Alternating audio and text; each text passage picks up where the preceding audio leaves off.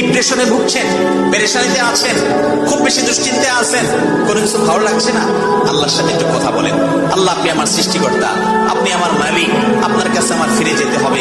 আপনার কত অবাধ্য হয়েছি, কত নাফরমানি করেছি, কত সীমালঙ্ঘন করেছি, কত নিষেধ লঙ্ঘন করেছি। আল্লাহ, এগুলোর জন্য পাকড়াও করলে আমার কোনো উপায় থাকবে না। মালিক, এখনো নাকের ডগা নিঃশ্বাস আছে, এখনো ক্ষমা চাওয়ার সুযোগ আছে। আপনি ক্ষমা চাইলে ক্ষমা করে দেন। আমি তওবা করছি, আর কখনো নির্লজ্জ কাজ করব না, আপনার নাফরমানি করব না।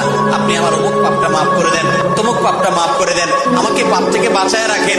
আল্লাহ, আপনি আমাকে হেফাজত করেন। আপনি হেফাজত না করলে আমি নিজে নিজে বাঁচতে পারবো না। মালিক, আপনি রহম করেন। আল্লাহর সাথে একটু কথা বলেন। আল্লাহর কসম, সালহাতুস সঙ্গে বুদি দিল খারাস আজমুদে এক জামানা খাকে বাস। পাথর হয়ে বহুদিন ছিলেন ভাই, একটু আল্লাহর সাথে কথা বলেন, চোখের পানি ফেলেন, দোয়া করেন। বিশেষ করে ভোর রাতের দোয়া, ভোর রাতের দোয়া, এটা বলে মিস হলে মিস পাই না